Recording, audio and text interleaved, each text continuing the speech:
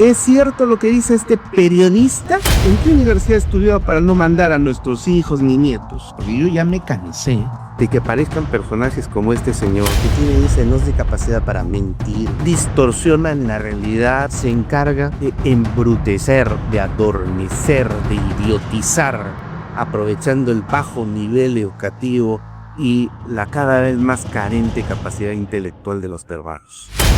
Son 3 leyes solo de este fin de semana que directamente nos regresan a los 90, incluso antes de que Keiko asuma.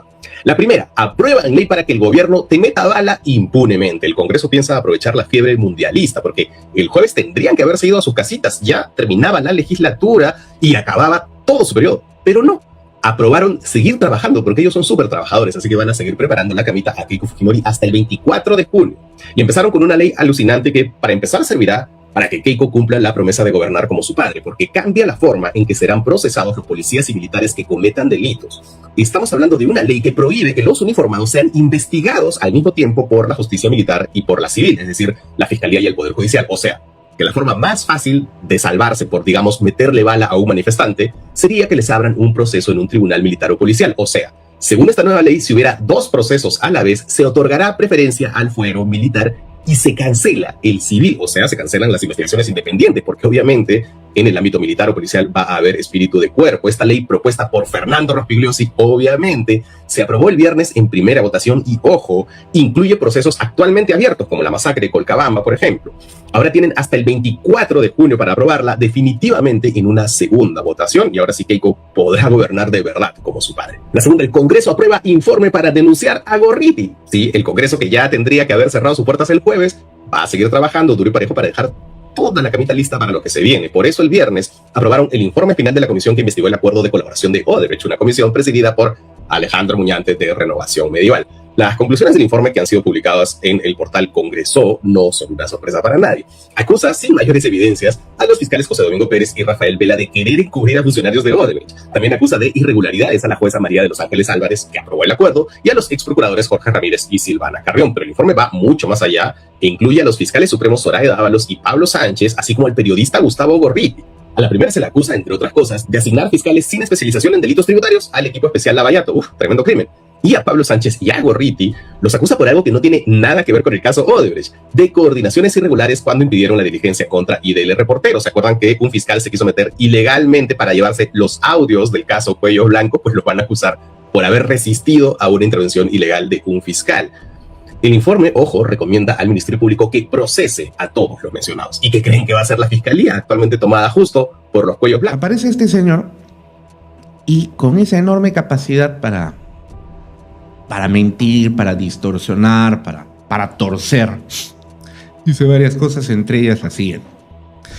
Son 3 leyes que el Congreso acaba de aprobar este fin de semana y que nos devuelven a los 90, incluso antes de que Keiko asuma.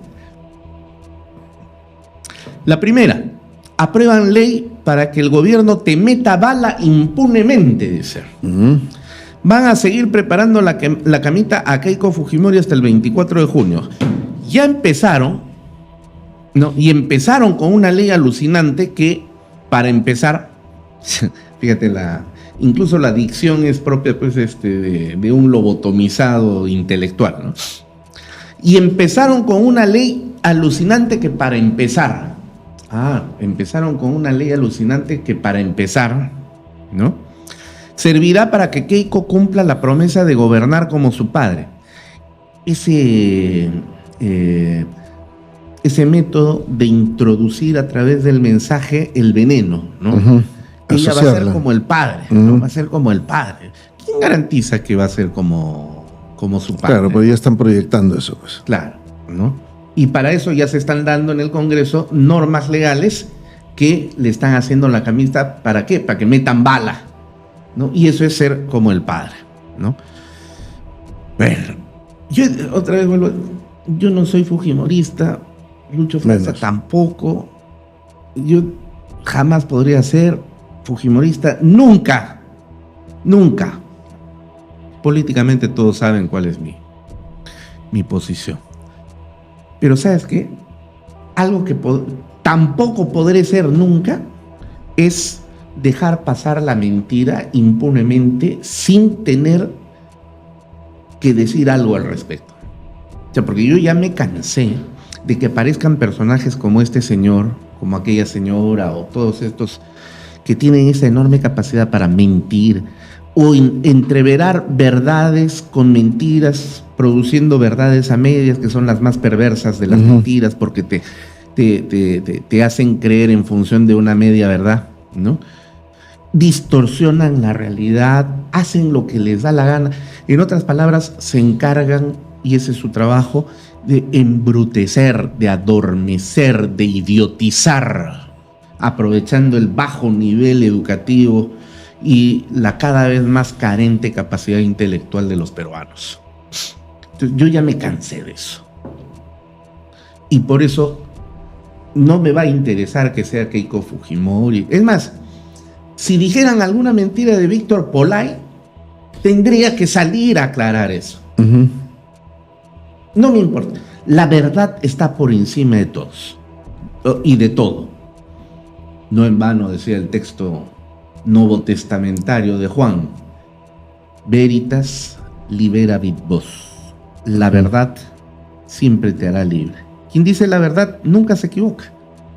Entonces, por eso es que voy a hacer, o vamos a hacer, lo que a continuación sigue. Dice, y empezaron con una ley alucinante que para empezar servirá que Keiko cumpla con la promesa de gobernar como su padre, porque cambia la forma en que serán procesados los policías y militares que cometan delitos. Estamos hablando de una ley que prohíbe, dice, estamos hablando de una ley que prohíbe que los uniformados sean investigados al mismo tiempo por la justicia militar y por la civil, es decir, la fiscalía y el poder judicial. O sea, que la forma más fácil de salvarse por, digamos, meterle bala a un manifestante sería que les abran un proceso en un tribunal militar o policial. ¿Es verdad lo que dice este señor o está mintiendo? Está mintiendo. ¿Es cierto lo que dice este periodista? No es cierto. ¿En qué universidad ha estudiado para no mandar a nuestros hijos ni nietos? En la Universidad de la Vida. Ya.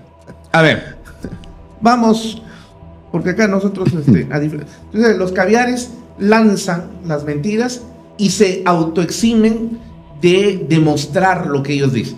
Entonces, leyes pro crimen, pero nunca te dicen cuáles son y por qué son. Y no saben. ¿No? Entonces, Claro, porque ellos pues, su voz es la ley. Lo que dicen es irrefutable. Yo soy la prueba. Yo soy la prueba. ¿No? Entonces, no, nosotros sí vamos a desmentirlos. A ver, en pantalla, por favor. Aquí tenemos el dictamen aprobado por mayoría, recaído en los proyectos de ley, tal. Y el tercer proyecto de ley que está aquí es el 9187/2024, que fue propuesto por el congresista Fernando Rospigliosi del Grupo Parlamentario Fuerza Popular. Pero no es el único, pues. Hay otras personas que también han propuesto similares proyectos de ley y todos se han juntado. Claro. En primer lugar está el proyecto de ley 7238. ¿Propuesto por quién? Propuesto por el congresista Luis Roberto Camiche Morante del Grupo Parlamentario Cambio Democrático, Juntos por el Perú. Y que va en el mismo sentido de lo dicho por Rospigliosi. Pero eso no lo dice pues este señor.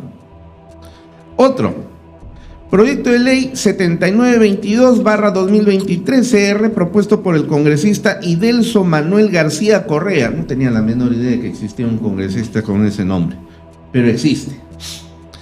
Del Grupo Parlamentario Alianza por el Progreso. Ya, listo. Entonces, no es, señor, ¿cómo se llama este señor? Cifuentes, ¿no? Cifuentes. No es el proyecto de ley del señor Rospigliosi. Es el proyecto de ley de por lo menos 3 bancadas. De 3 representantes de 3 bancadas diferentes.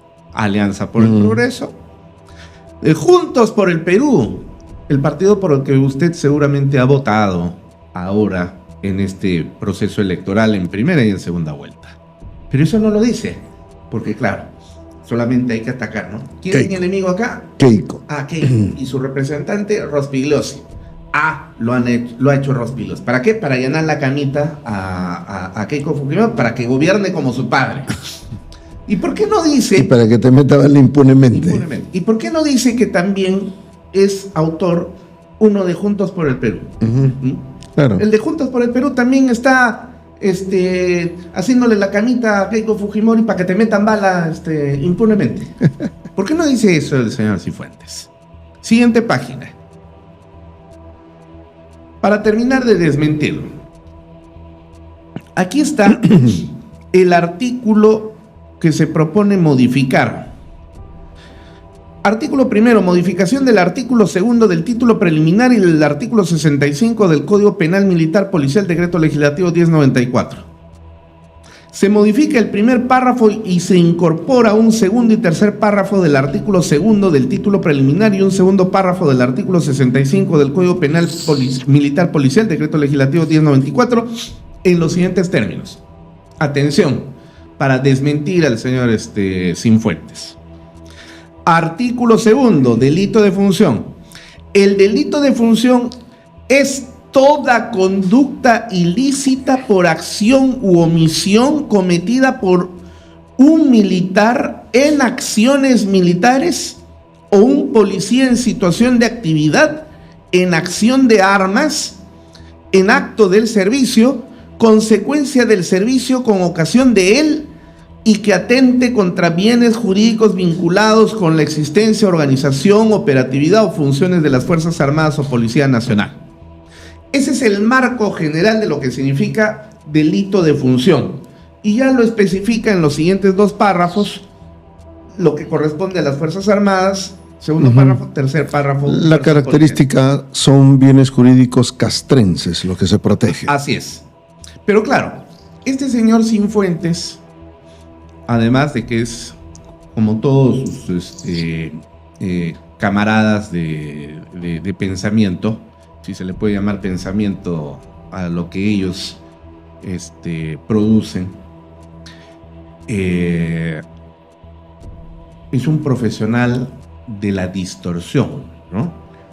Es decir, del torcimiento de la verdad. ¿En qué parte de la modificación de este artículo queda claro, porque para él le queda claro, y por eso lo dice, de que los uniformados te van a meter bala impunemente y luego se van a ir a un tribunal policial militar para que no pase nada? ¿En qué parte dice eso? En ninguna parte.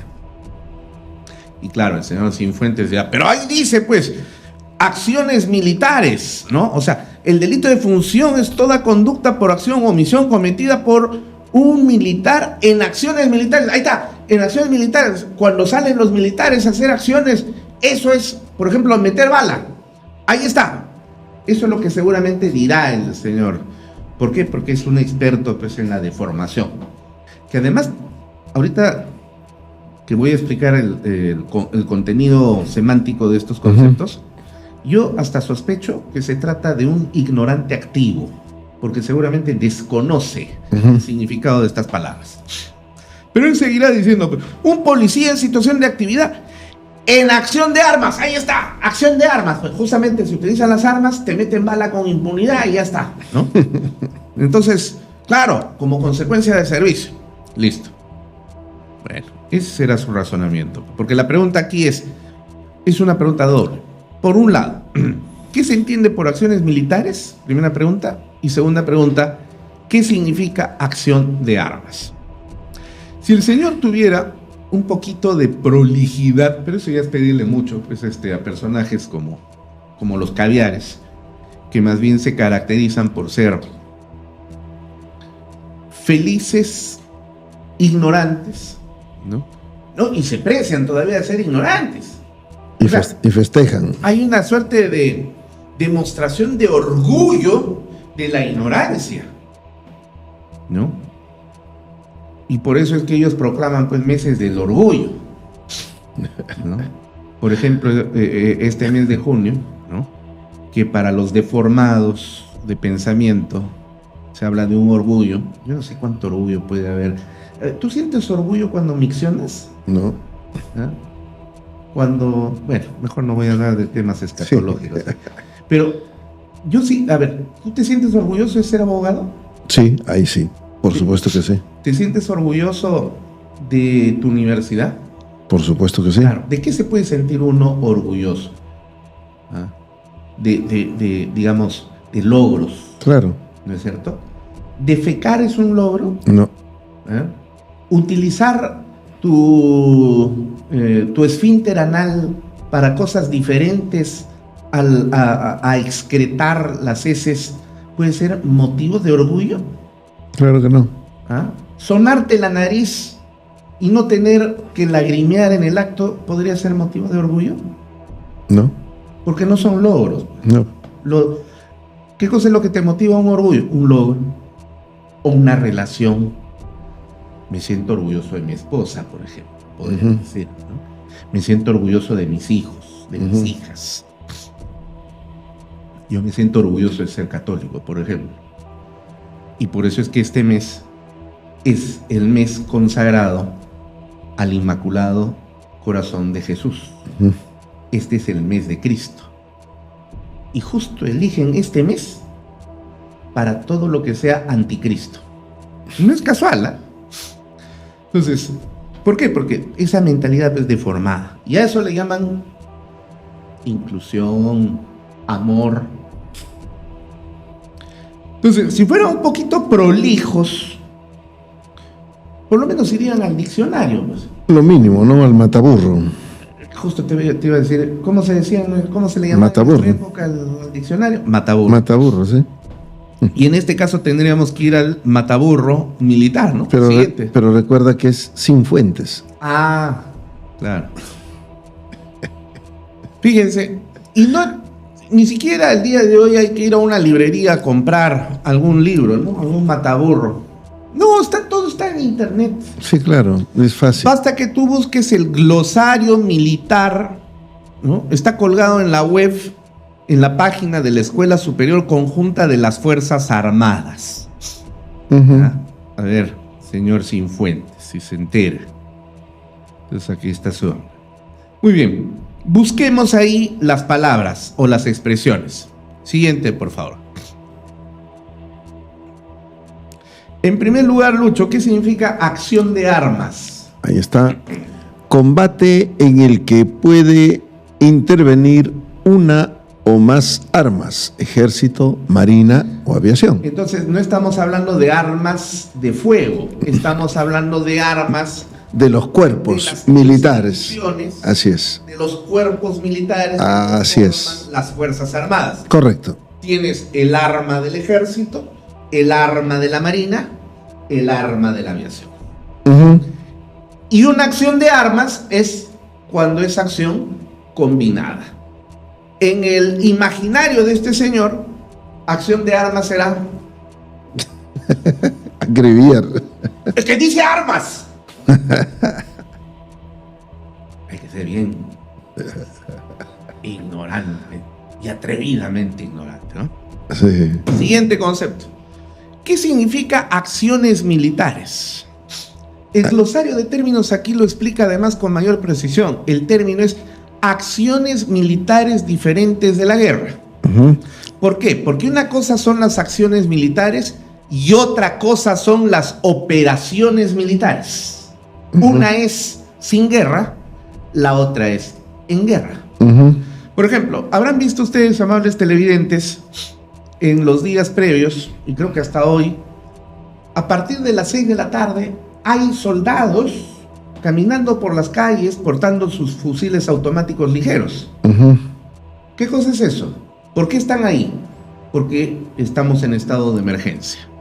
Y la participación de los soldados en apoyo a la Policía Nacional, a eso se le llama acción armada. No es una operación armada, porque la operación armada es cuando el soldado va a la guerra y ahí sí utiliza su metralleta para hacer una operación de guerra. Eso es una operación militar. Pero las acciones militares, ¿qué son las acciones militares, Lucho? Vamos a recurrir al término de glosario. Son aquellas operaciones enfocadas en disuadir la guerra y promover la paz. Estas acciones militares incluyen dos tipos. Uno en el cual la fuerza es usada por su probabilidad de oposición y otro en el cual la fuerza no es usada. Estas acciones son llamadas internacionalmente como operaciones militares diferentes a la guerra. Ya. ¿Y qué cosa dice lo que está proponiendo el proyecto de ley presentado por el señor Rospigliosi, pero también por el señor Camiche de Juntos por el Perú? En el artículo 2 dice: el delito de función es toda conducta ilícita por acción u omisión cometida por un militar en acciones militares. Entonces, en una acción militar no te meten bala. ¿Ah? Ahí está. ¿Cuándo meten bala? En la siguiente: operaciones militares en guerra. Ahí sí. ¿Qué significa operaciones militares en guerra? Operaciones de combate sostenidas y de gran escala en combinación con el empleo de otros instrumentos del poder nacional que colocan a un país en estado de guerra. Entonces, ¿dónde se comete el delito de función? En el marco de una acción militar, que es una acción disuasiva, sin uso de la fuerza. E inclusive cuando se va a usar la fuerza, de acuerdo a la definición del glosario, no hay un decreto legislativo del 1106 que regula el uso de la fuerza por parte de las Fuerzas Armadas y policiales. Así es. Ya. Claro. Entonces, ¿en qué parte dice o se deja entender o se concluye que los militares te van a meter bala impunemente y no va a pasar nada? Solo en la cabeza de sujetos como este, ¿no? También, ¿de qué habla este señor? Ahora, también ha dicho este señor, textualmente, ¿no? Según esta nueva ley, si hubiera dos procesos a la vez, se otorgará preferencia al militar y se cancela el civil. O sea, se cancelan las investigaciones independientes. ¿Qué cosas son las investigaciones independientes? Si hay investigaciones independientes, habrán otras que serán investigaciones dependientes. Entonces la pregunta es, ¿y cuáles son las dependientes, señor? Las dependientes de ellos, debe ser. Claro, las que son dirigidas por ellos. Como Jaime Villanueva lo manifestó. Claro, sí. Se cancelan las investigaciones independientes porque obviamente en el ámbito militar o policial va a haber un espíritu de cuerpo. Siempre este pensamiento, ¿no? ¿Y por qué no podría haber espíritu de cuerpo entre fiscales y jueces, por ejemplo, a la hora en la que, por ejemplo, van a procesar a amigos de su feligresía, como la señora Susana Villarán, que hasta el día de hoy no pasa absolutamente nada? ¿Ahí no hay espíritu de cuerpo? Todo indica que sí. Claro. Pero no, el espíritu de cuerpo para la es impunidad solamente solo para los policías. Agrega, dice: esta ley incluye procesos actualmente abiertos como la masacre de Colcabamba, por ejemplo. ¿Por qué mientes, Marco? ¿Marco o Marcos? Marcos Cifuentes. Dice, esta ley incluye procesos actualmente abiertos como la masacre de Colcabamba. A ver, vamos. Primero, ¿ya es una ley o es un proyecto de ley? Es un proyecto de ley, Ya, por lo tanto no se aplica. Ya, entonces, ¿de qué cosa está hablando? Esta ley incluye procesos actualmente abiertos. No es ley, es un proyecto de ley. Todavía falta una segunda votación. Si en la segunda votación no pasa. Entonces, ¿de qué estás hablando? Mentiroso. Siguiente. Incluye procesos actualmente abiertos como la masacre de Colcabamba. A ver, vamos a suponer que el próximo 24 de junio en votación se llega a aprobar en segunda votación el proyecto de ley. La ley entrará en vigencia después de que la promulgue el presidente de la República. Será pues dentro de 1, 2 semanas, 3 semanas. Si es que lo firma. Si es que lo firma. Y si no, tendrá que ser por insistencia. Ya. Así que entonces esta ley entrará en vigencia por lo menos dentro de un mes. O este proyecto de ley convertido en ley entraría en vigencia no menos de un mes. Dentro de no menos de un mes. los hechos de Colcabamba, donde están imputando que unos militares acribillaron a unos angelitos, ¿no? Bueno, en fin, no me voy a meter en ese tema. Han sucedido hace varias semanas. ¿La ley que sea publicada dentro de un mes se puede aplicar retroactivamente a los hechos pasados? Claro que no. Entonces, ¿de dónde saca este señor que la ley incluye? Porque él ni siquiera habla en condicional, incluiría. No, ya incluye. O sea, él da por sentado de que ya es una ley y además mete el tema Colcabamba. Ahora, te pregunto, Marco, ¿tú sabes dónde está Colcabamba? Seguro no sabes dónde está Colcabamba. Si no sabía dónde queda Manchay, dijo que queda por Ventanilla. Ese es el problema, pues, de estas personas, porque además él lanza este podcast para envenenar a los peruanos, que se dejan envenenar, por supuesto, desde España, según tengo entendido, ¿no? Pero, nosotros, que somos andinos, porque Ñujancheque y Achanquecho era una cimita, Maimanta, Huaujaipanaicuna, Ñujanchik, Huancayumanta, Cerro de Pascomanta. Entonces te voy a indicar. Colcabamba es un pueblito, un distrito de la provincia de Huancavelica, en el departamento de Huancavelica. Es más, es el distrito que está colindante en la frontera entre el departamento de Huancavelica y el departamento de Junín. Justo es la frontera entre Huancayo y Huancavelica. Lindo Colcabamba, no sé cuántas veces iba yo ahí para divertirme en las fiestas, pero en fin. Este señor ni idea tendrá pues dónde está Colcabamba. Entonces dice, ahora sí, Keiko podrá gobernar de verdad como su padre. Y vuelve nuevamente a señalar lo mismo. Lo que decía Eloy Marchán, ¿no? Ella ha heredado los genes del autoritarismo de su padre. Yo lo primero que tendría que preguntarle, con el cariño que le tengo a Eloy, por quien guardo mucho aprecio todavía, a pesar de todo, a pesar de que sé que últimamente está hablando mal de mí, lo voy a invitar hay que invitarlo, ¿no? Para conversar con él. ¿En qué cromosoma se encuentra la herencia genética de la personalidad autoritaria o autócrata de un padre?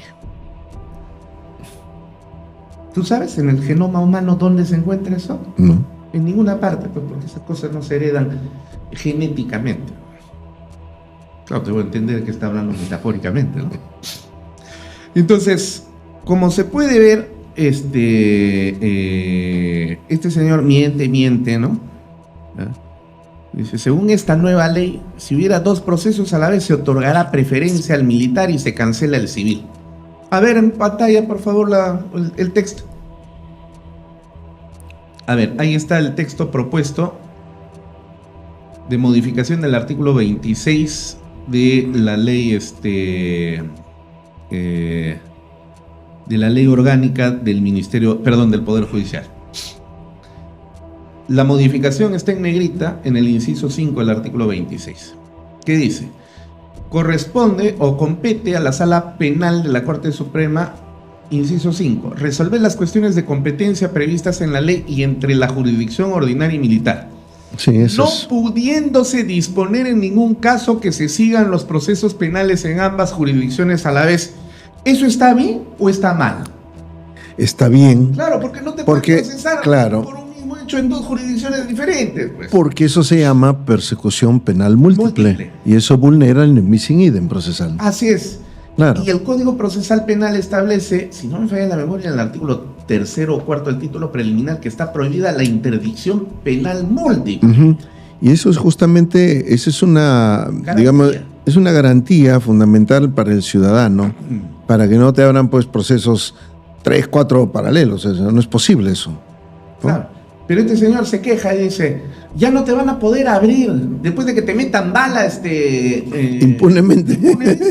A esos uniformados no les van a poder abrir proceso al mismo tiempo en la vía civil con Y en la- investigaciones independientes y en la vía militar. No se puede, pues, ignorante. Jurídicamente es imposible lo que estás pidiendo.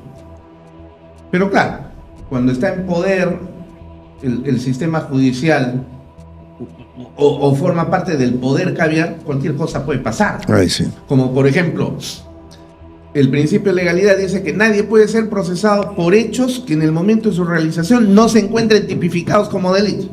Pero acá no interesa.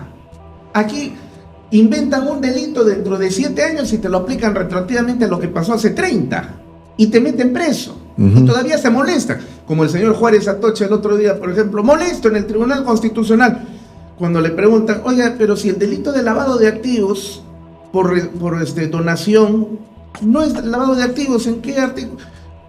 Y se molesta el señor. Porque no era delito, pues. Qué barbaridad. Bueno, seguimos leyendo. Entonces, no pudiéndose disponer en ningún caso que se sigan los procesos penales en ambas jurisdicciones a la vez, cuando los hechos y sujetos investigados y o procesados sean los mismos. Es Claro, correcto. la identidad de hecho y sujeto, claro. Pero ojo, ahora la pregunta es, ¿y la Corte Suprema por cuál tiene que dirimir? ¿Porque continúe el proceso en la vía civil y no militar, o viceversa en la militar y no la civil? Aquí viene.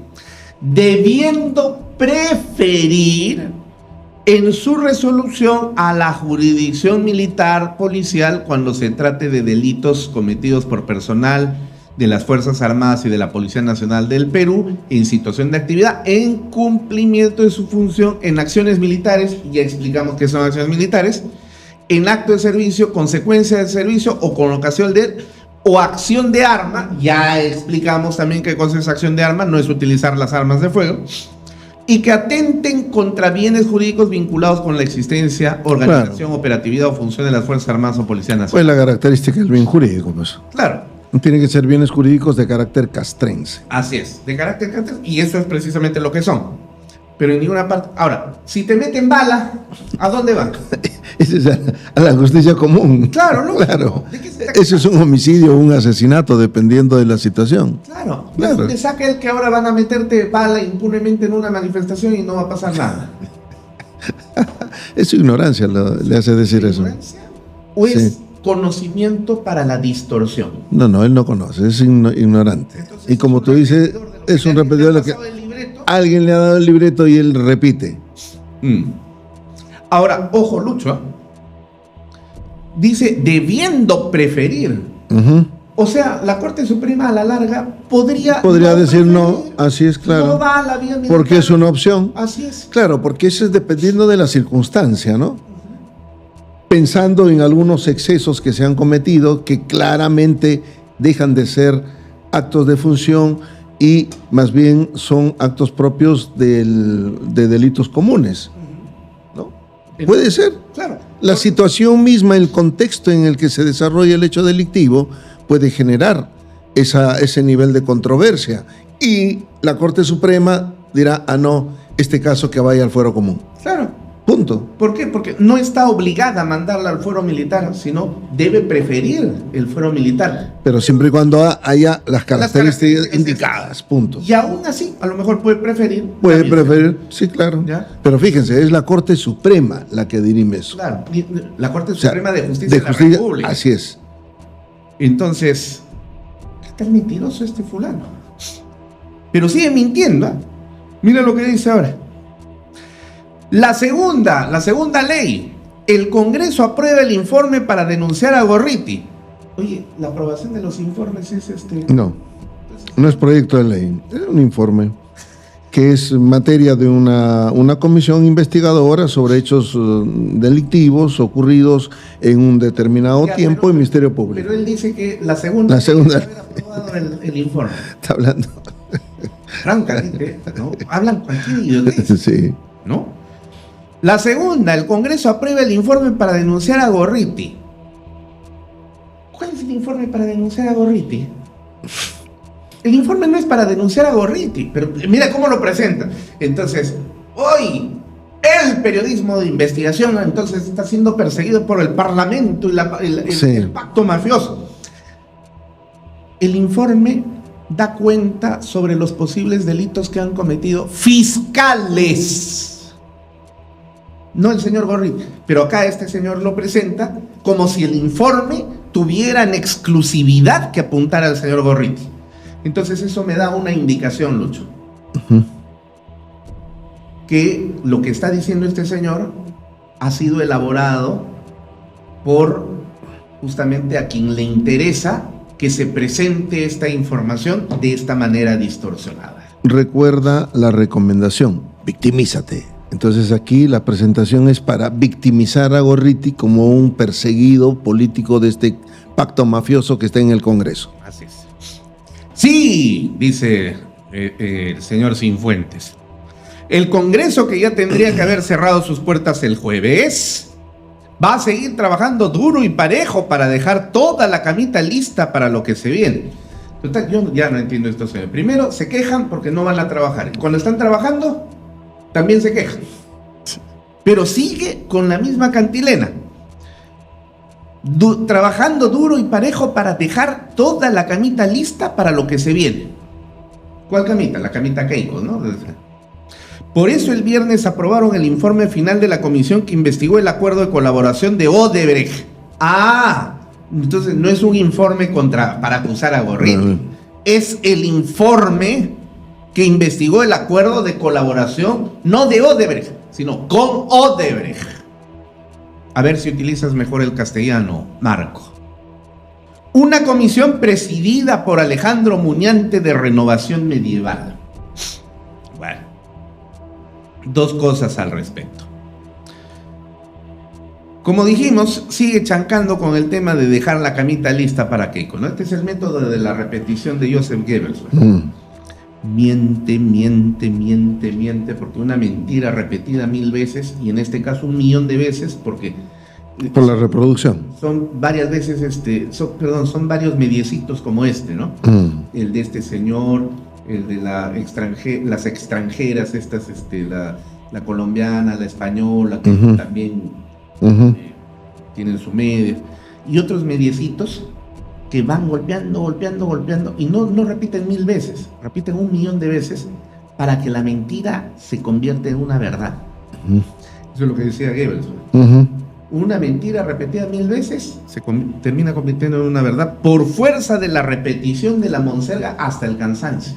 Eso es lo primero. Segundo, dice que la comisión estuvo presidida por Alejandro Muñante, dejando la falsa idea, dicho sea de paso, ¿no?, según la cual solo Muñante es el responsable del informe y de la comisión. Pero lo que no dice el señor Marcos Cifuentes es que esta comisión es una comisión, o fue, porque ya se desactivó, multipartidaria, que estuvo integrada por el señor Alejandro Muñante de Renovación Popular, pero también por el señor Héctor Ventura de Fuerza Popular, la señora comunista María Agüero Gutiérrez de Perú Libre, doña Dubiges, así es, el señor la señora Silvia Montesa Facho de Acción Popular, la señora Gladys Echaíz del Bloque de Honor y Democracia, y Roberto Sánchez. Por Roberto Sánchez, de Juntos por el Perú. Y todos ellos, salvo Sánchez, que votó no en contra, sino en abstención, todos los otros, incluida doña Dubiges, todos votaron a favor del informe. Eso no dice el señor Sinfuentes, porque él solamente habla de Alejandro Muñante como si Alejandro Muñante fuera la comisión. Y de Gorriti como víctima. Así es, ¿no? Esa es la forma, pues, como metodológicamente distorsiona, ¿no? A ver, en pantalla, por favor. Ahí está el pie de la página 1 del informe. El informe fue presentado el 5 de diciembre del año pasado, 2025. Y fíjense ustedes lo que dice ahí en el pie de página. Informe final aprobado por mayoría de los presentes con los votos a favor de 4 congresistas. ¿Quiénes? Muñante Barrios, Ventura Ángel, Montesa Facho y Agüero Gutiérrez. Sin votos en contra. Nadie votó en contra. Y una abstención del congresista Sánchez Palomino. O sea, el propio señor Sánchez No votó en contra. no votó en contra. Pudo haberlo hecho. Claro, pero si no votó en contra es porque no es ni fu ni fa. Es como el agnóstico que dice, yo no creo en Dios, pero tampoco estoy seguro que no exista, porque a lo mejor sí existe. Entonces, es igualito. O sea, ese voto en abstención, que es el voto claroscuro, yo no sé por qué existe en el Congreso de la República, debería eliminarse esa mariconada. Es un voto en el que, en otras palabras, lo que el señor Roberto Sánchez está diciendo, no estoy seguro de lo que concluye ese informe, pero tampoco lo niego. Así que podría ser cierto. Y Además, dentro del informe está... además porque está en campaña, ¿no? Claro. Pero entonces no es Muñante el que ha construido un informe contra Gorriti. No, pues. Son 5 congresistas, de los cuales 4 han dicho sí estoy de acuerdo con las conclusiones del informe, y uno que ha dicho sí, pero no. ser, pero a lo mejor no, o Sí. a lo mejor no, pero quizás sí. Pero en ningún caso ha dicho no estoy de acuerdo. Esa es la gran diferencia. ¿Por qué no cuentas eso, Marcos y Fuentes? Y luego, para ir concluyendo ya, dice: las conclusiones del informe que han sido publicadas en el portal del Congreso no son una sorpresa para nadie. O sea, él ya anticipaba. ¿Sabes qué cosa no son una sorpresa para nadie, Marco? Que los abogados que estamos defendiendo a militares para que se aplique la ley 32.107, hagamos el ritual de presentarnos, hacer nuestro informe oral, que nos escuchen, el debate, todo, pero a la larga todo es pura finta, porque la decisión ya está tomada. Antes de que inicie la audiencia, es declarar infundada cualquier cosa que sea petición de aplicar la 32.107. Así que entonces por eso a mí sí no me causa sorpresa cada vez que veo las decisiones de esos jueces que están además adoctrinados y comprometidos políticamente con la progresía. Eso sí es lo único que nos sorprende. Pero en este particular caso del informe, dice él, no sorprende este resultado. No. Y la señora comunista pudo haber votado en contra. Sí, por supuesto. La señora Gladys Echaíz, que no es muy afecta tampoco al señor Muñante, pudo haber votado en contra. Así que entonces tampoco es que era algo que se esperaba. Podía haber salido en contra. Claro, no tener el respaldo de los demás congresistas. Pero aquí es donde vienen las demás mentiras de este señor, ¿no? Las conclusiones del informe acusa sin mayores evidencias a los fiscales José Domingo Pérez y Rafael Vela de querer cubrir a funcionarios de Odebrecht. También acusa de irregularidades a la jueza María de los Ángeles Álvarez. No es Álvarez, es Álvarez Camacho, que aprobó el acuerdo, y a los ex procuradores Jorge Ramírez y Silvana Carrió. Ahora, Lucho, ¿eso es cierto? Por supuesto que no. Claro, porque recuerda que desfilaron varios testigos, funcionarios del Estado, por ejemplo, de Contraloría, para verificar cuántas investigaciones estaban abiertas y que no fueron incorporadas en la colaboración eficaz. Así es. 2, fueron los funcionarios de SUNAT a explicar por qué razones en estos casos hubo también responsabilidad por delito de defraudación tributaria, y que a pesar de que no estaban incluidos en el acuerdo de colaboración, terminaron archivando. Y con lo cual condonaron toda la deuda. Dijeron que no paguen nada, se acabó. Y en uno de esos casos, la SUNAT dejó de percibir 1.100 millones de soles. Por Que ejemplo. nosotros hemos denunciado. Sí, nosotros denunciamos eso. Ya. Entonces, ¿dónde están sin mayores Evidencias, sin mayores evidencias. Y, ojo, abundante documentación. Abundante documentación, sobre todo de los casos que después de la colaboración eficaz no han perseguido penalmente, abdicando de sus funciones. Así es. Ujú. Entre las páginas 40 y 49, solo para dar una pizquita, entre las páginas 40 y 49 se encuentra la enumeración de los medios probatorios, y son, Lucho, más de una centena de medios probatorios. Pero el señor dice, sin mayor evidencia. Y más de un centenar de medios probatorios, no evidencias, porque una cosa es evidencia, otra cosa es medio probatorio. El medio probatorio es mucho más fuerte que la evidencia. Uh-huh. Marcos Cifuentes dice, sin evidencia, sin mayores evidencias. No, claro, es que hay medios probatorios que acreditan documentalmente las conclusiones a las que ha arribado la comisión y que están en el informe.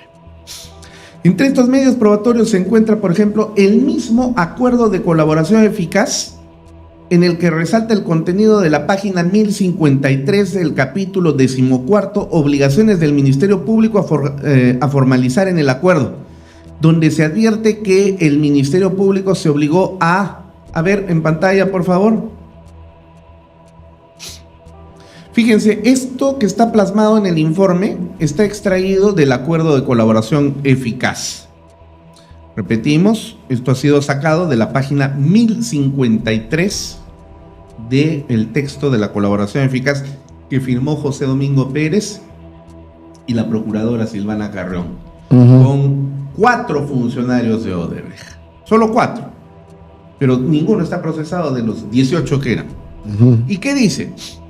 14.1. El Ministerio Público se obliga a no emplear los hechos y o elementos de prueba proporcionados por la persona jurídica colaboradora, personas naturales colaboradoras, sociedades del grupo económico Odebrecht y sus funcionarios y exfuncionarios para iniciar acciones de índole penal en contra de cualquiera de ellos, siempre y cuando estos hechos y o elementos de prueba sean resultado producto del acuerdo de colaboración y beneficios, así como los obtenidos como consecuencia del empleo de los mecanismos de asistencia o cooperación judicial internacional con el Ministerio Público Federal del Brasil llevados a cabo antes de la homologación del acuerdo de colaboración y beneficios. Abdicando totalmente. Uh-huh. O sea, no te voy a investigar. 14.2. El Ministerio Público se obliga a disponer actos procesales necesarios para archivar las denuncias respecto de las investigaciones que son objeto del beneficio premial. De igual modo, archivar las denuncias que se hayan iniciado como consecuencia de las acciones de colaboración de la persona jurídica colaboradora, personas naturales, sociedad, exfuncionarios, funcionarios. Ahora, ¿cuántos casos involucró el acuerdo de colaboración? Solo 4. Solo 4. Y dejaron impunes más de 40. Porque en total eran 46 casos los que tenían, Uh-huh. de lo que recuerdo, 42, 46. Pero solamente se incluyeron 4 casos en el acuerdo de colaboración. Por lo tanto, el archivamiento debió haber sido por estos 4 casos. Así es. Y en virtud de que los otros 38 o 42 que no se incluyeron dentro del acuerdo, se archivó. Gracias. Claro, por el acuerdo. Pues. Gracias al acuerdo. Por eso es que lo que está exigiendo Odebrecht es cumplan el acuerdo. Ustedes han dicho Ustedes impunidad. han Claro. Ustedes han firmado. Y claro, Odebrecht tiene ahora derecho a reclamar eso. Sí, toda la porque razón.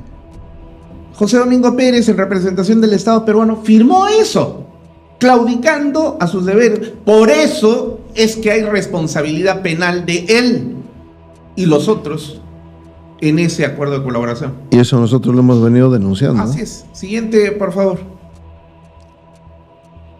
14.3. El Ministerio Público se obliga a disponer los actos procesales necesarios para el sobreseimiento de los casos que son objeto del beneficio premial. De igual modo, requerir el sobreseimiento de los casos que se hayan iniciado como consecuencia de las acciones de colaboración. Ahí es donde meten todo, pues. O sea, no solamente son estos 4 casos, sino todos los que se hayan iniciado a raíz de las investigaciones del caso. 14.5. Los funcionarios y o exfuncionarios de la persona jurídica colaboradora, personas naturales colaboradoras o de cualquier sociedad que integre el grupo económico participarán en este proceso de colaboración eficaz corporativo con todas las obligaciones y garantías establecidas en el acuerdo de colaboración y beneficios. Un ratito. Si los que suscriben el acuerdo de colaboración son 4 funcionarios, ¿por qué entonces se han metido a todos los 20 y tantos funcionarios que eran? En virtud de esta cláusula 14.5. Ahora, ¿así es, Lucho? No. Un acuerdo de colaboración solamente da beneficio premial a aquel que firma. Así es. Y aquí Aquel solo que firma. personalmente admite los cargos. Y aquí solamente firmaron 4. Y hay más de 50 funcionarios de Odebrecht. Vamos a suponer que Lucho, Francia y yo cometemos delitos, ¿ya? El mismo delito, pero yo me acojo a la colaboración eficaz. Lucho no. ¿Quién debería ser el beneficiado? Solo yo, tú no. Bueno, Pero sin embargo, gracias a estas cláusulas, tú también serías beneficiado, a pesar de que no te has acogido a la... así es. Así es. Y eso es ilegal. Eso es absolutamente ilegal. Absolutamente ilegal. Así que entonces, Marquito, sin mayores evidencias. ¿Mm? Bueno, y así sucesivamente. Y así sucesivamente. Acá tenemos nosotros para 1 hora más. Nos vamos con la hora más, Lucho, ya terminamos. Ya terminamos. Ya. Pero lo que sí... Hay que rematar con la última parte. Una última parte. Sí, a ver, en pantalla, por favor. Vamos pasando rápido. Cláusula ilegal que impide el uso de información si el acuerdo de colaboración es resuelto. Toda la información, declaraciones entregadas al Ministerio Público o Procuraduría no podrán ser utilizadas de manera directa o indirecta en contra de las personas. ¿Qué tal? O sea, se arrodillaron absolutamente sin rodilleras, calatos y para hacer felatio lingüe. Sí, pues. Ahora, esta cláusula contraviene lo establecido en el artículo 481 del Código Procesal Penal. ¿Qué dice? Siguiente, por favor. Dice, inciso 1, si el acuerdo de colaboración y beneficios es denegado por el fiscal o desaprobado por el juez, las diversas declaraciones formuladas por el colaborador se tendrán como inexistentes y no podrán ser utilizadas en su contra, cosa que todos los días viola la Fiscalía. Pero acá viene la contravención de esa cláusula con esta parte del 481. 2. En ese mismo supuesto, las declaraciones prestadas por otras personas durante la fase de corroboración, así como la prueba documental, los informes o dictámenes periciales y las diligencias objetivas e irreproducibles, mantendrán su validez y podrán ser valoradas en otros procesos conforme. Esto es a lo que se llama la prueba trasladada. Pero en la cláusula dice que no se va a utilizar. La ley dice que sí se va a utilizar, pero no. El señor Domingo Pérez firmó en representación del Perú. No se va a utilizar en su contra. Así es. ¿No se supone que el fiscal debe ser el defensor de la sociedad en juicio? El defensor de los intereses del Perú. Sí, pues. ¿Los intereses de quién defendió entonces este señor como fiscal? De Odebrecht. Oye, y el señor Gorriti sale a dar su mensaje a la nación. Ahora, han castigado al más importante fiscal del Ministerio Público. Ahí está el más importante fiscal. Si existe una imputación contra el fiscal que acaba de ser retirado, Juárez Atoche. Juárez Atoche, de haber solicitado $1 millón para aprobar, y eso es una sola persona, un solo empresario, ¿cuánto le habrán pedido A Odebrecht. a Odebrecht? Claro. Y eso tiene mucha lógica lo que tú te estás preguntando. Claro. Y un día lo vamos a saber, porque Sí. nada permanece oculto para siempre. La vida ostentosa que han tenido estos fiscales. Yo calculo entre 5 y 10 millones. Yo calculo que en 1 año y medio, como mucho, sabremos exactamente cuánto desembolsó. Finalmente, el gran Marcos Cifuentes dice, el informe va mucho más allá. e incluye a los fiscales supremos Zoraida Ábalos y Pablo Sánchez, así como al periodista Gustavo Gorriti. ¿Tú sabes que el señor Gorriti sea periodista? No, ¿Tiene título profesional? ¿Ha ido a la universidad? ya le hemos dicho varias veces que no. Que es un activista político disfrazado de periodista. Claro, porque no tiene estudios en la universidad. En un CNCAPE, Tampoco. en Gamor. En Gamor, no, de lejos, tampoco. tampoco. Entonces, es como el señor Máximo Gutiérrez, que eso, presta servicios jurídicos sin ser abogado ahí en la puerta lateral del Palacio de Justicia. Ujú. ¿Puedo llamarle abogado a ese señor a pesar Claro. de que tiene como 35 años trabajando como tinterillo? Claro que no. ¿Ah? Pero si 35 años de experiencia tiene él. Bueno, Pero ha debe, ido a la universidad. debe saber mucho más que otros abogados, pero no es abogado, No es abogado. es tintería. Entonces, ¿por qué alguien que no ha ido a la universidad ni tiene el título profesional ni el bachillerato de comunicador social, de periodista, tenemos que llamarle periodista? Es que es el periodismo de investigación. El informe va mucho más allá e incluye a los fiscales supremos Zoraida Ábalos y Pablo Sánchez, así como el periodista Gustavo Gorriti. A la primera, o sea, Zoraida, se le acusa, entre otras cosas, de asignar fiscales sin especialización en delitos tributarios al equipo especial Lavallato. ¡Uf! Tremendo crimen, dice. Y a Pablo Sánchez y a Gorriti los acusa por algo que no tiene nada que ver con el caso Odebrecht, de coordinaciones irregulares cuando impidieron la diligencia contra IDL Reporteros. ¿Se acuerdan que un fiscal se quiso meter ilegalmente para llevarse los audios del caso Cuellos Blancos? Pues los van a acusar por haber resistido a una intervención ilegal de un fiscal. El informe, ojo, recomienda al Ministerio Público que procese a todos los mencionados. ¿Y qué creen que va a hacer la fiscalía actualmente tomada justo por los Cuellos Blancos? O sea, encima lo insulta a Tomás Vargas. Ahora, ¿cuánta verdad se encuentra en esta afirmación, Lucho? Ninguna verdad, todas son mentiras. Hasta el propio Carlos Rivera lo desmiente. Así es. A ver, en pantalla, por favor, siguiente. Esta es la parte del informe donde habla sobre Zoraida Ábalos. Dice el señor Cifuentes que a Zoraida Ábalos se le está acusando de que se incluyó a fiscales que no tienen especialización en derecho tributario. A ver, dice, en el oficio tal de fecha 16 de septiembre se precisó que la variación de su condición de comparecencia investigada se debió a que en su condición de fiscal de la Nación habría realizado actos orientados a impedir la persecución penal de la empresa Odebrecht y sus funcionarios por delitos no incluidos en el acuerdo de colaboración. Es así como posterior a la homologación del acuerdo de colaboración emitió una resolución ampliando la competencia del equipo especial Lavallato, donde fue asumido por el despacho a cargo del fiscal José Domingo Pérez para conocer delitos tributarios, lo que generó que la Fiscalía Especializada en Delitos Tributarios derive al referido equipo un caso donde investigaba funcionarios de la empresa Odebrecht. Asimismo, emitió una resolución mediante la cual removió al fiscal Hamilton Montoro, quien, pese a las reiteradas solicitudes de Odebrecht para archivar una investigación por delito tributario, sostuvo la validez de la persecución penal y declaró no al lugar la solicitud de archivo, al no encontrarse ajustada al derecho ni sujeta a ley. Esta resolución de remoción fue una respuesta inmediata al pedido formulado por el fiscal José Domingo Pérez y además abrió paso a una incorporación de la fiscal Diana Canchiguamán, quien posteriormente procedería a archivar el caso tributario.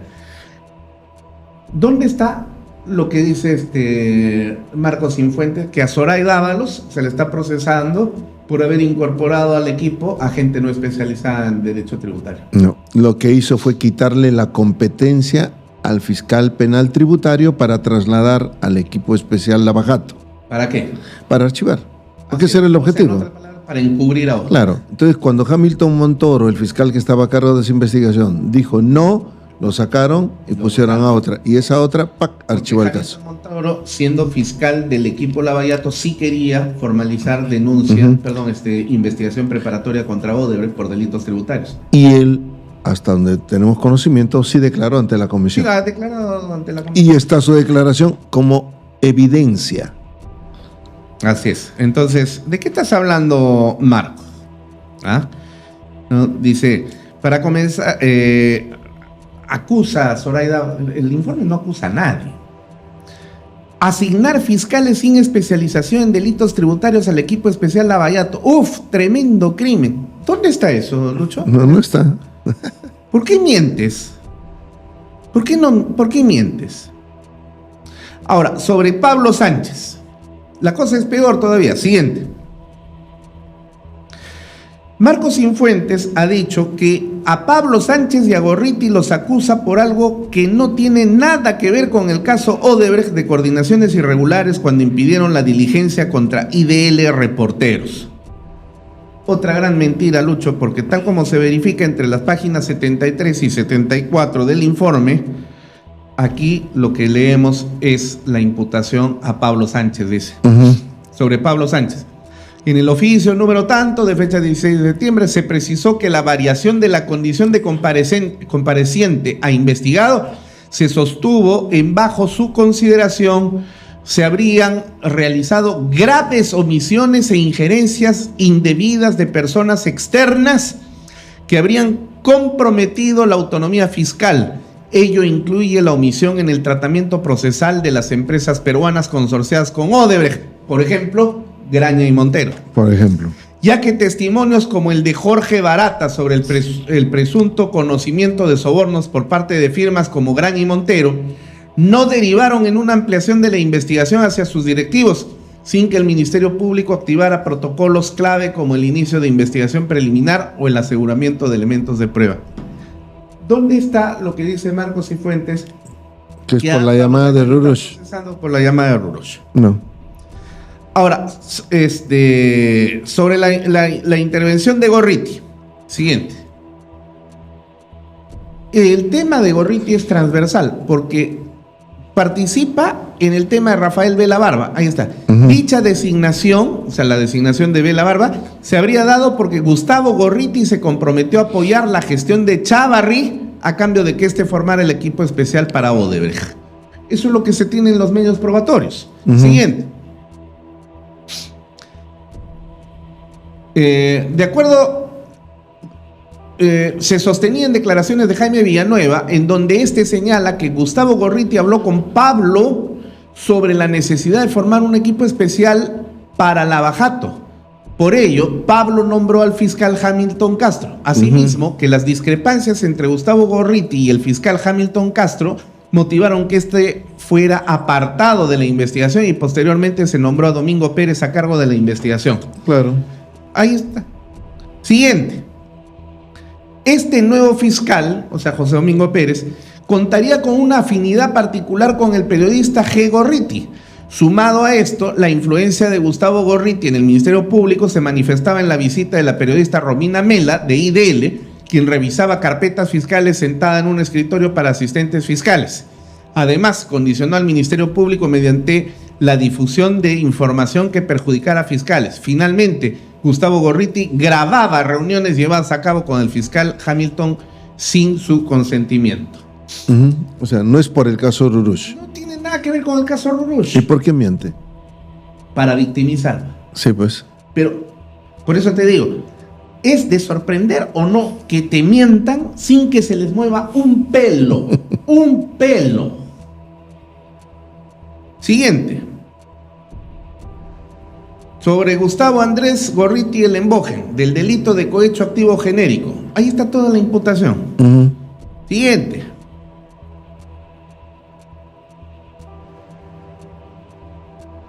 También le están imputando tráfico de influencias a título de autor. Aquí sí se habla del caso de Rodrigo Rurush. Ahí sí. Pero es uno dentro de un esquema vario. O sea, no es por eso, sino son por varias acciones. Siguiente. También se le está imputando obstrucción a la justicia a título de autor, ¿no? Así que entonces, y así sucesivamente, pues donde hay datos y datos y datos que constituyen medios probatorios que verifican que efectivamente el informe está sólidamente construido, Lucho. Sólidamente construido. Sí. Pero finalmente, ¿no? En cuanto a la mentirota que tiene el tamaño de Júpiter, ¿no? Cienfuentes dice, ¿se acuerdan que un fiscal se quiso meter ilegalmente para llevarse los audios del caso Cuellos Blancos? Pues los van a acusar ahora por haberse resistido a una intervención ilegal de un fiscal. El informe, ojo, recomienda al Ministerio Público que procese a todos los mencionados. ¿Y qué creen que va a hacer la fiscalía actualmente tomada por los Cuellos Blancos?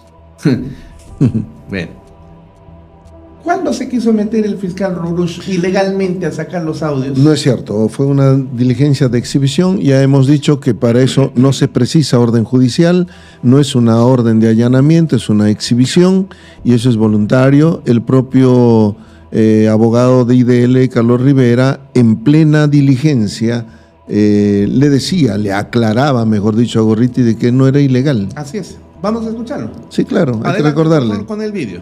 Es una diligencia. Pero esto es una cosa que no es una libertad de expresión. Sí, pero el Ministerio Público está cumpliendo sus atribuciones. De verdad, Gustavo, me parece que lo correcto. Creo que después podemos hablar con los amigos de la prensa, pero el fiscal está cumpliendo una diligencia estrictamente formal. El propio Carlos Rivera dice que el fiscal está cumpliendo una diligencia formal y que es lo correcto. Ya después hablamos con los amigos de la prensa. Pero aparece Marcos Cienfuentes y dice, ¿se acuerdan que un fiscal se quiso meter ilegalmente para llevarse los audios del caso de los Cuellos Blancos? Rurush no quería llevarse los audios de los Cuellos Blancos. Fue en ejercicio de sus atribuciones para lo que no se necesita autorización judicial. En pantalla, por favor. El artículo 218 del Código Procesal Penal, inciso 2. La policía no necesitará autorización del fiscal ni orden judicial cuando se trata de una intervención flagrante delito o peligro inminente de su perpetración, de cuya ejecución dará cuenta inmediatamente al fiscal. Cuando existe peligro en la demora, la exhibición o la incautación debe disponerla el fiscal. Esta es la parte que hizo Rurush. Cuando existe peligro por la demora, la exhibición o la incautación debe disponerla el fiscal. En todos los casos, el fiscal, una vez que tomó conocimiento de la medida o dispuso su ejecución, requerirá al juez de la investigación preparatoria la correspondiente resolución confirmatoria. Es decir, después de. Entonces, ¿qué cosa fue lo que hizo Rurush? Tocó la puerta, le abrieron, le hicieron pasar y dijo, ustedes han sacado un audio donde se escucha conversar a Walter Ríos con el señor Inostroza, juez de la Corte Suprema. Quisiéramos, por favor, una copia de ese audio. En ese momento nadie sabía que habían los audios. Los únicos que sabían eran Pablo Sánchez y Gustavo Gorriti, y que iban a dosificarlos por interés político. Así que entonces, Marquitos Cienfuentes, es absolutamente mentira lo que tú dices. Primero, de que el fiscal se metió para llevarse ilegalmente. No actuó ilegalmente. Actuó en cumplimiento de lo que dice el artículo 218, inciso 2 del Código Procesal Penal. Y segundo, no se iba a llevar los audios. Nadie sabía de los audios. Tampoco se iba a llevar el audio, sino pidió que le dieran una copia. Pero claro, Gorriti estaba asustadísimo ese día porque pensó que se iban a llevar todo. Porque claro, la conciencia ya mata. Estamos cansados de sentarnos a ver cómo mienten y mienten y mienten y mienten. Y claro, nadie va a buscar el informe y va a decir, a ver, ¿será cierto lo que está diciendo Marcos? A ver, voy a revisar la página 74, 70, a ver si efectivamente hay evidencia o no hay evidencia. Nadie. Lo que va a pasar es que le van a creer a Marcos Cienfuentes y van a decir, pucha, ahí están esos delincuentes, ese Muñante, ese el otro. Y no ha dicho que también está Roberto Sánchez. Claro. No ha dicho que también está María Agüero. Entonces, por eso nuestra intención aquí es desbrozar, es decir, demostrar desmenuzadamente cómo mienten abiertamente, porque nosotros sí nos tomamos el tiempo para mostrar la documentación y los medios. La evidencia. La evidencia, dice Marcos, sin mayor evidencia. Dios mío, en esta tarea, Lucho, que es una tarea titánica, yo estoy completamente convencido de que nos ganamos los odios y las cóleras de esta gente porque los desenmascaramos como lo que son, mentirosos, consuetudinarios, que repito, no tienen ningún rubor a la hora de mentir y todavía con sus sonrisas hipocritonas ahí, ¿no? Pero no. Alguien tiene que hacerlo y nosotros hemos asumido esa posta ya hace buen tiempo atrás y lo vamos a seguir haciendo.